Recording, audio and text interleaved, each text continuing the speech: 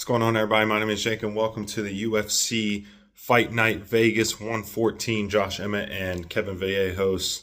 This is going to be my picks video, just who I'm leaning with early on, and just straight up picking who's going to win or lose. This is not going to be a betting breakdown. Basically, what I'm trying to do is, try to post some more content, maybe get a little bit more in the algorithm, and also, YouTube seems like, as far as like promoting or whatever videos that involve betting, whether it's talking about bets, recapping, whatever it may be, they're a little stingy on that, and I've got to do some research, and just in regards to that, to make sure what type of content they like and don't like. It's not to say I can't upload it, but it maybe doesn't get as much exposure, even though I'm not promoting any illegal gambling. All the bets I do are on legal websites, and I say at the start of all my videos, this is not gambling advice. Don't take it as gambling advice, and do what you want with your own money and be safe with it. So I try to promote it in a responsible way. Well, I'm not really promoting gambling. I'm just saying what I'm personally doing on the fights.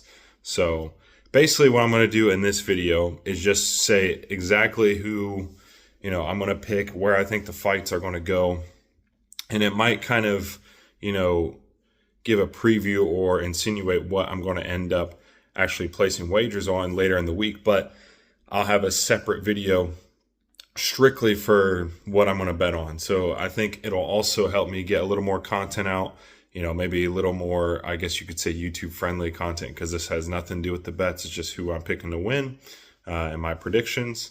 And then on Friday, probably I'll have the video with just what I'm betting on. So it'll allow me to have 3 videos a week: the recaps, the early picks and previews, and then the official bets and predictions. So,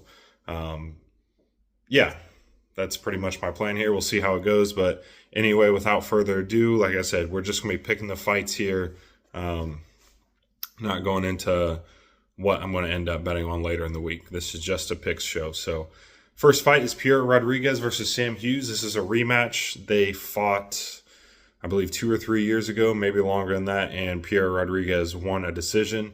And Sam Hughes is kind of the split decision queen. If you remember from UFC Mexico, we broke down Ernesto Carrasquete in her fight against Regina Tahin, and she ended up losing that fight. But before that, she had won multiple split decisions, and Sam Hughes is the same way. I'm going to go with Pierre Rodriguez in the rematch. I just think Pierre is the better all-around fighter, and I think she's been developing really well with her wrestling game. Now, again, Sam Hughes is always going to be in the fight, so definitely we'll be looking at, a Sam Hughes spread in this, when we get to that point. But I don't know. This is kind of a coin flip fight for me. I'm just going to go with Pierre Rodriguez to win the rematch and to, go 2-0 against Sam Hughes. But by no means do I love it. As far as confidence on this, where we're going to be ranking these, and I think at the end of this, I'll since this is just pure picks who I think is going to win, I'll rank these by confidence based on how much I think the fighter that I pick is going to win. Pierre Rodriguez is going to be towards the bottom on that. I think this will be a close fight, but I'm going to lean Pierre Rodriguez. Next fight is Elijah Smith. Oh, also Pierre Rodriguez by decision, if that wasn't clear enough. It may be even a split. So next fight, Elijah Smith and Soo Young Yu. Jiu-Jitsu, I believe, is his nickname. Elijah Smith is a really promising prospect. Both of these guys are pretty promising prospects at bantamweight. Soo Young Yu's last fight was against Zhao Long, who was the Nutshot King against Cody Garbrandt. They fought at UFC Shanghai in a fight that I had Soo Young Yu to win, and I bet on him. And I was honestly surprised that the home crowd did not give that fight to Zhao Long. Not just because of bias purposes, but I genuinely think Zhao Long won that fight. It was really close. Obviously, on that day, I was very happy with the result. But he's still a pretty solid prospect. But I just think Elijah Smith's going to be the much better striker. And I think he's a good enough athlete to be able to stuff the takedowns of Soo Young Yu. I mean, his last victory was a slam KO. He was in a triangle, and he picked the guy up and slammed him and knocked him out. That's the kind of athlete he is. Do I think he's going to do that against Su Young Yu? No. But again, I think the striking is going to be much better on the side of Elijah Smith, and I think his takedown defense and maybe his ability to even impose some offensive wrestling is going to be good enough to hang in that department to where I think if he doesn't win a knockout, because Su Young Yu is pretty tough, and again, some of these prospects, especially one like Su Young Yu, who is so good on the ground, they're not very easy to catch. But Elijah Smith is just a menace with, he goes in there looking to hurt people. And I know that sounds strange. Of course, we're talking about fights. Everybody has to hurt their opponent. But, how some people just have a different instinct when they're in there. And I think Elijah Smith has that. I'm going to say he wins a decision. I would not be surprised with a 30-27, especially if he's stuffing the takedowns. There could be an instance where Su Young Yu is getting the wrestling going and maybe wins a round. But ultimately, I'm going to go Elijah Smith by decision. Maybe a knockout in this one, but I really favor Smith in this matchup, and he's one of my favorite prospects, especially in this weight class. Speaking of prospects, although she's not by age, not really much of a prospect, but Bia Mesquita versus Montse Rendon. That was my attempt to roll my R there, and it kind of failed. Rendon. There we go. I'm going to go Mesquita here. She is the biggest favorite on the card for a reason. She is a jiu-jitsu legend in Brazil. She's beaten Mackenzie Dern in straight-up jiu-jitsu matchups. Now, I know this is MMA, but in her last fight against Irina Aliskeva, she showed that... I'm pretty sure that's who she fought, right? I'm not tripping. My Wi-Fi is bugging. I'm on Tapology, so I clicked on her to make sure I'm correct that... Yeah, okay. See, I got to trust my intuition more. But anyway... She actually showed some decent ground and pound. The stand-up striking is still going to be on the side of Montse Rendon, but not by a lot. Montse Rendon's pretty bad. She's 7-1, so the record isn't terrible, but she's never finished anyone. It's all decisions. So you got to figure if this goes to decision, maybe she has a chance. So in that case, if you're thinking of taking a Montse Rendon spread because she is such a gigantic underdog, you might get some decent value there, maybe even some plus money. But I also see Bia Mesquita finishing this fight, especially if she gets it to the ground with that world-class jiu-jitsu game. And again, for me, she showed enough improvement in the striking. I believe she's with Team Alpha Male, if I'm not mistaken, or American Top Team, one of those two. I'm pretty sure it's Team Alpha Male. But, yeah, so when you're with a high-quality camp like that, you're going to make pretty quick strides in your respective striking game, especially when he came in with such a specialism, is that even a word? Specialist for jiu-jitsu. But yeah, she's the biggest favorite on the card for a reason. Montse Rendon's just not good. She beat Alice Pereira, the 19-year-old debut, in her last fight, but I don't really hold that in high regard. I think Mesquita gets a win, probably finds a finish in the second or third round. As long as she doesn't keep this fight standing, she should make this look pretty easy. Next fight is Luan Lacerda versus Hecher Souza. Hecher Souza coming off the Contender Series. He's a Spanish fighter going up against Luan Lacerda, who I don't think... His last win was against Simon Oliveira, which is not a very good win. But before that, I don't think he had won the UFC, and he's pretty inactive. Yeah. He was 0-2 in the UFC before that, lost to Cody Stamann, knocked out by Damon Blackshear, then beat Oliveira in October of last year. So he's been in the UFC since 2023, and he's only got one win since then. He's very dangerous on the ground. I believe he has 10 or 11 submission wins in his career. Yeah, 11 out of his 13 professional wins are by submission, so clearly dangerous there. I don't think he's a terrible dog shot, especially with a submission game like his, but I think Hecher Souza is just really, really solid all around. And I said last week, when it comes to backing Contender Series guys, unless they're fighting absolute cans, who I don't think are good enough to be in the UFC, or if they're coming in with actual UFC or extensive experience outside the UFC. Think of Javier Reyes coming in against Douglas Silva de Andrade.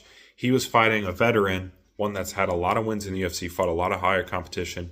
If it was just a 23-year-old prospect who was 7-0, which I think there is one of those later in this card, I might not be wrong on the age, but, not a ton of pro fights, and he's knocking everyone out in the first round. You throw him up there against a veteran or even a guy like Lacerda, they might get humbled pretty quickly. But for Hector Souza, he's already had 15 professional fights, and I think he's really, really solid everywhere.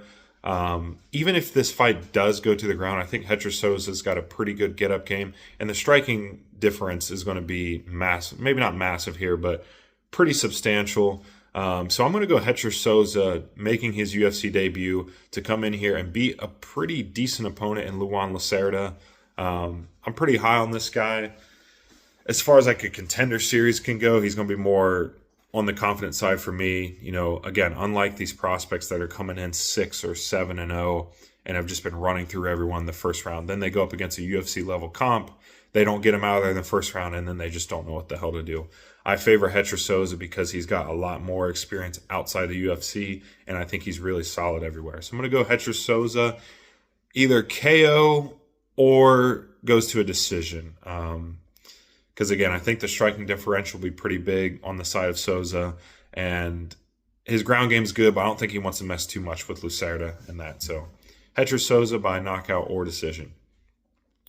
Next fight is Balaji Oki and Manuel Souza, another guy making his UFC debut. Souza's claim to fame is that he knocked out Mauricio Hufi back in the day.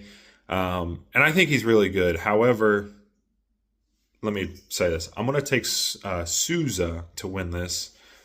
But I think Balaji Oki is live, especially early. Balaji Oki, we've seen this. He starts pretty fast. I mean, even just in his last fight, he dropped Mason Jones, had him hurt bad. Mason Jones obviously rallied and then ended up knocking out Balaji Oki. So Oki's a pretty good athlete. And I think, again, he's going to be pretty live early. And I was a little bit surprised when the odds first opened up. I think Souza opened as like close to a 4-1 favorite. Those have kind of come down more to like that 2.5 to 3-1 favorite.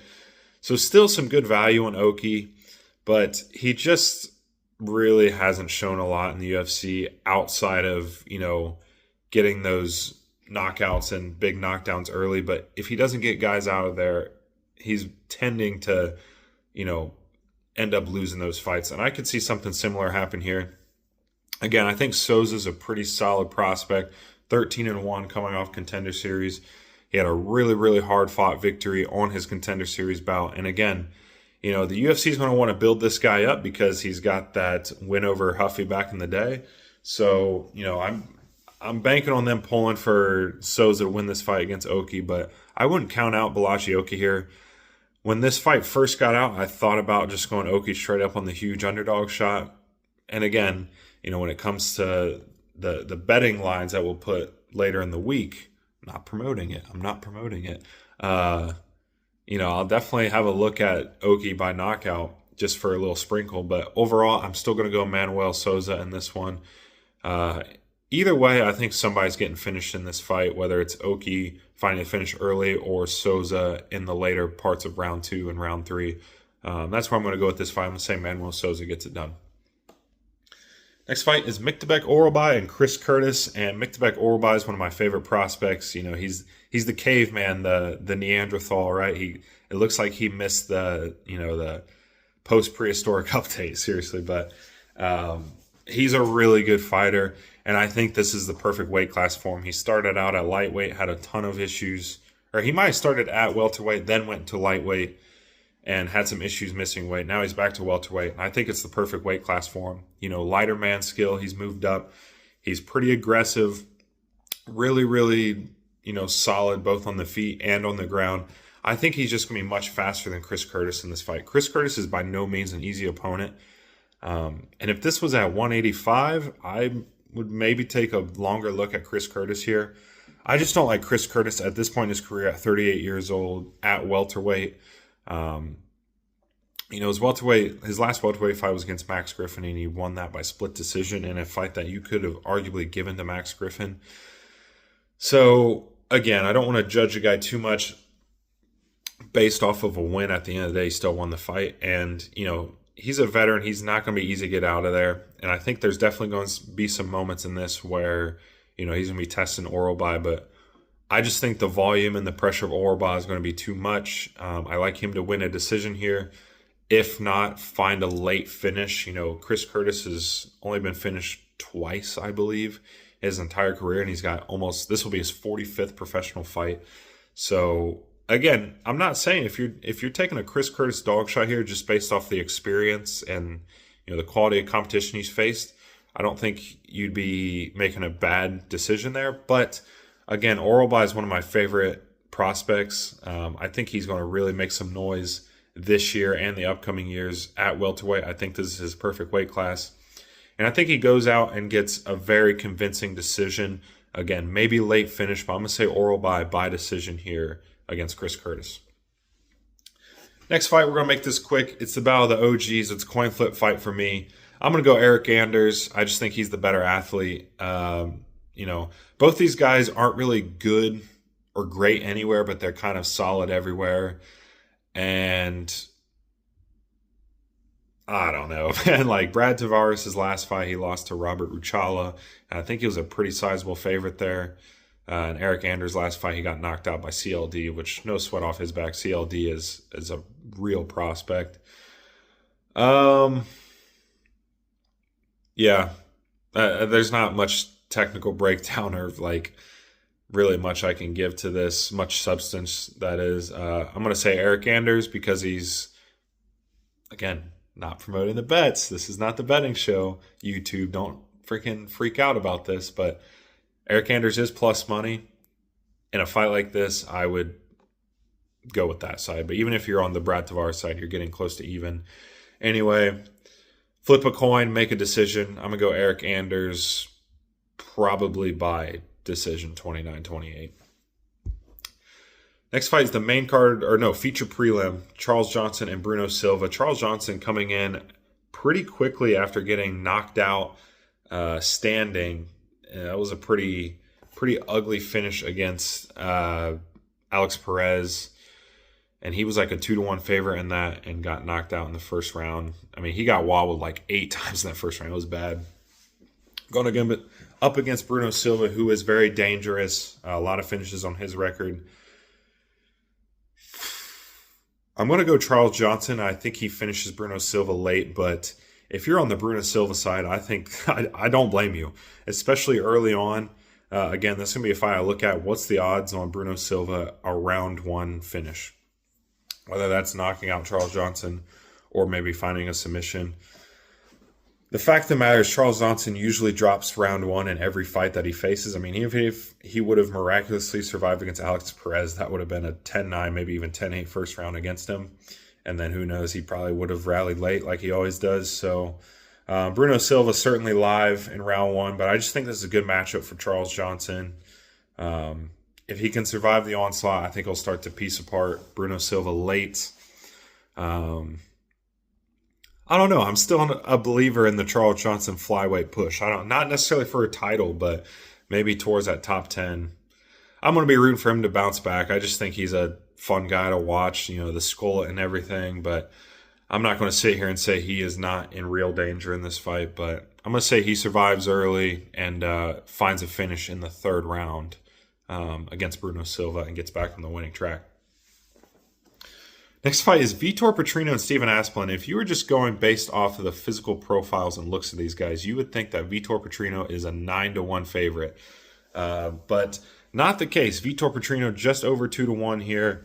And I'm going to go with Petrino by submission simply because I think if this fight gets to the ground, it's going to be done. Asplund he's got no ground game. He's not going to be able to get up, especially if big, muscular. I mean, this guy looks like the Hulk, really, Petrino. And I know looks don't mean shit in MMA, right?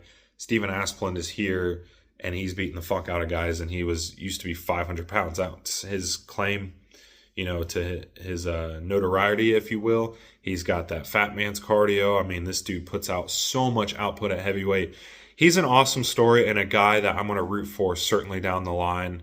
And he's really fun to watch, but I just think the thing that's making me hesitate from being more confident Petrino is Petrino doesn't really have a great fight IQ.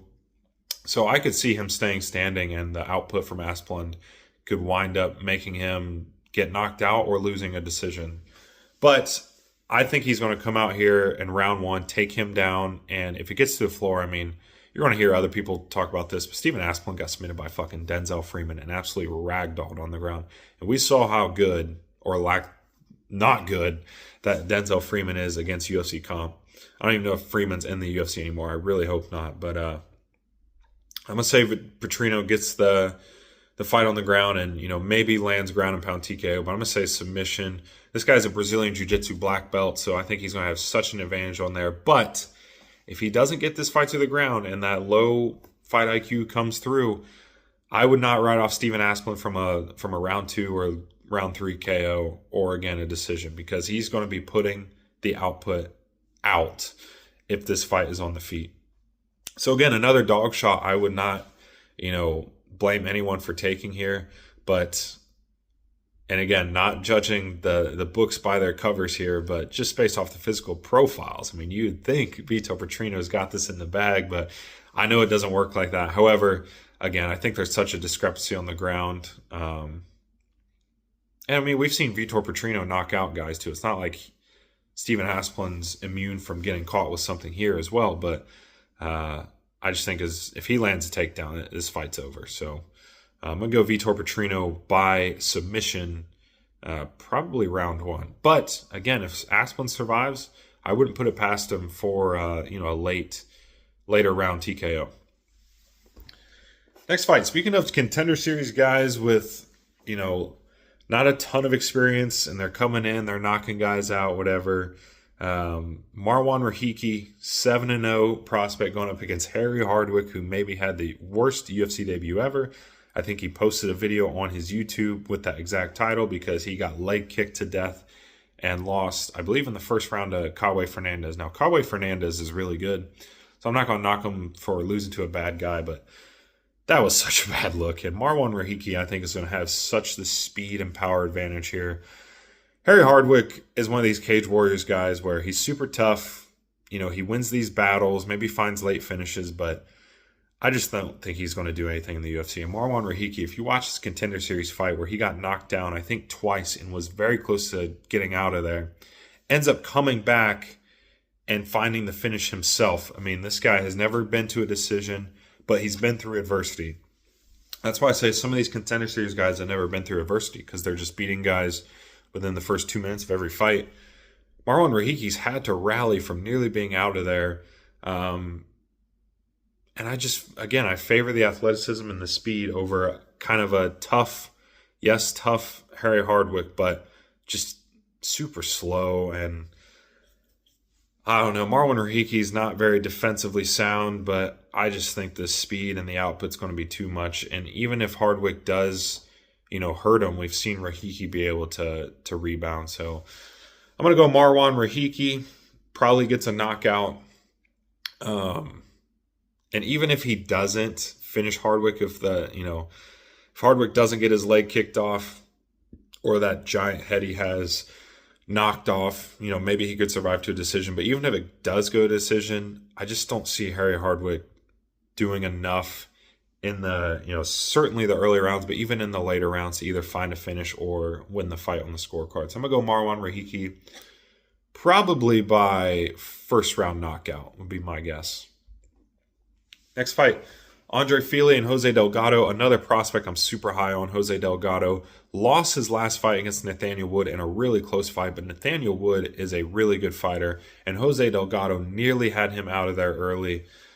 This dude, I think, has won all of his fights by finish, the ones that he has won. I'm pretty sure, he's yet to win a decision yet. 6 wins by knockout, 4 by submission.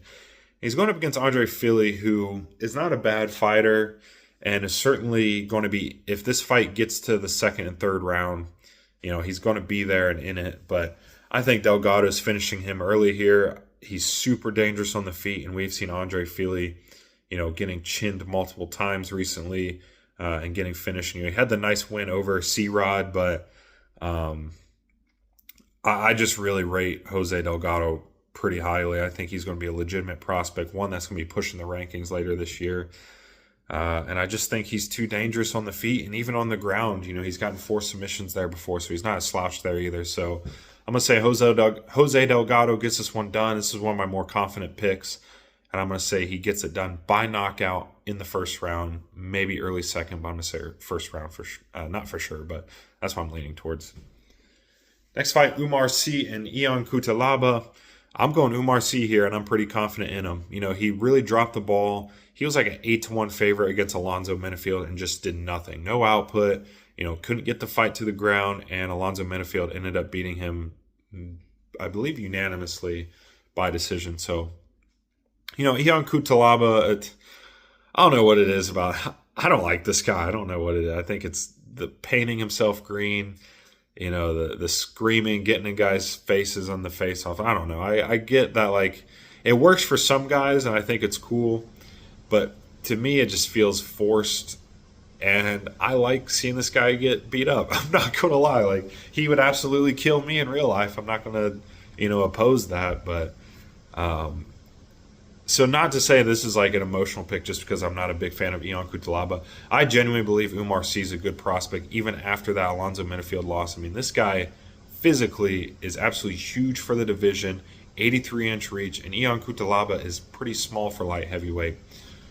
So for me, another thing I liked is that he had no output in his loss to Alonzo Menifield. What does he do in his next fight? He goes out there and beats, albeit Brenison Ribeiro is not the best, but still, he goes out there and beats him in the first round, leaves no doubt.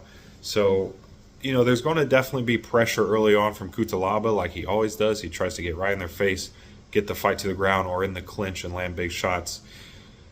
If C survives that or gets this fight to the ground early, I think it's over. And I think, submission's definitely live, but ground and pound TKO. I really think that loss to Menifield, as a massive favorite, was for the better for him. And I think he starts to go on another nice run here. Cutelaba's not a bad dog shot, but I'm pretty high on Umar Sy even after the Menifield performance.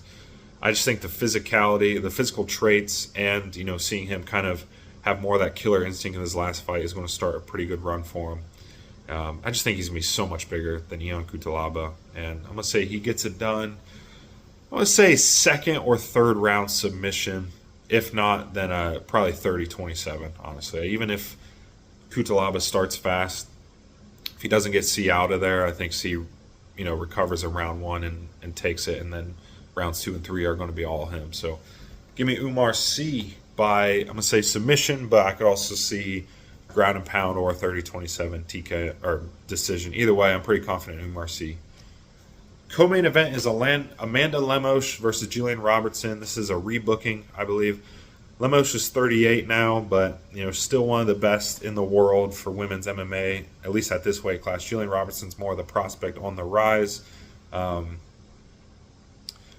Pretty plain and simple for me. If this fight gets to the ground, Lemos isn't terrible there, but Julian Robertson's going to have a big advantage, and she hunts finishes on the ground. She's not just a lay and pray type of fighter. So if she gets it there, I favor her a lot. But if this stays standing, I could see Lemos winning a close decision. Ultimately, I'm going to say Julian Robertson, just with the pressure and the persistence to get the fight to the ground. I'm going to say she gets it done by decision. I'm not very confident in this. These are two good women's fighters, and I want to say the fighter that's 7 or 8 years younger should be able to take care of the 38-year-old Lemos, but I mean, Lemos is still pretty solid, and Julian Robertson just is not great on the feet. So if it gets stuck there, I could really see Lemos, winning 29-28. But I'm gonna have faith in Julian Robertson that the pressure and a commitment to the game plan to get this fight to the ground pays off for her. 29-28 decision and the biggest win of her career, and probably a top 5 fight after that. So. But we'll see. I think this will be a close one. Julian Robertson, like I said, she also hunts the finish on the ground. So would not put it past her for a submission or even ground and pound TKO. But for the sake of the pick, I'm going to say Robertson by decision. Main event, Josh Emmett versus Kevin Vallejos. Josh Emmett looking to keep Kevin Vallejos out of the top 10 in the featherweight rankings. But I think Kevin Vallejos gets this done. I don't want to say easily because Josh Emmett is always in it with the power in his hands, but I mean, he's what, 16 years older than Kevin Vallejos? I mean, the speed and athleticism is going to be just such a discrepancy here. I mean, Josh Emmett got ran over by Yusuf Zalal, which isn't a bad loss. Yusuf Zalal is really good, and even the fight before that got completely, one-sided loss to Lerone Murphy. He got pieced up by Ilia Topuria, which again, it's not like I'm not giving shade to Josh Emmett for losing these. Those are literally Ilia Topuria is the second best fighter in the UFC right now. Yes, I said that behind Islam. You can argue with me, but I'm taking Islam there. But Ilia Topuria's got a chance to be one of the all-time greats. Lerone Murphy is in a number one contenders fight at featherweight. And Yusuf Zalal, I believe, is in the top 7 or 6. So really good opponents, but I was super impressed with Kevin Vallejos in his last fight, finishing Giga Chikadze with that spinning back fist. His only loss ever is to Jean Silva on the Contender Series. And if you're going in there and giving Jean Silva a run for his money, if John Silva didn't get ahead of himself and fight emotionally against Diego Lopez, he would have finished Diego Lopez and he would have been fighting for the title. So I really think this is a spot where Kevin Vallejos, he's obviously got to be wary of the big counter strikes from Josh Emmett. And Josh Emmett from rounds 1 through 5 is going to be live for that, no matter what it is. All it takes is one shot. I mean, we saw he literally almost killed Bryce Mitchell. So, I'm not going to put that past him, but Kevin Vallejos, I think, is super, super athletic, super good on the feet. And I think he's smart in there to where I think he's going to avoid the dangerous exchanges and just in and out, keep picking apart Josh Emmett. And, obviously a lot of people are going to be taking him by a knockout, which I don't think is a terrible bet by any means, especially over 5 rounds. And we just saw Josh Emmett get submitted in the first round of his last fight.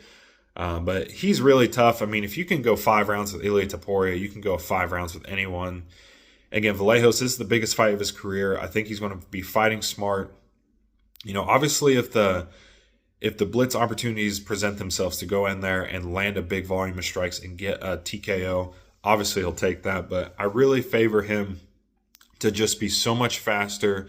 And again, in and out, kind of like Kyoji Horiguchi in a way, to where he's so fast into the pocket and then he's out and just dealing the damage, point fighting, busting up Josh Emmett's face en route to probably 49-46, if not 50-45 decision. So, and again, he's going to be live for the knockout. Both of these guys are, but I think Vallejos looks really good in this, puts on a very impressive performance, and gets a dominant decision here against Josh Emmett. So that's going to be all of my picks for who I think are going to win these fights. I'm going to have those ranked 1 through 14. I believe there's 14 fights on this card.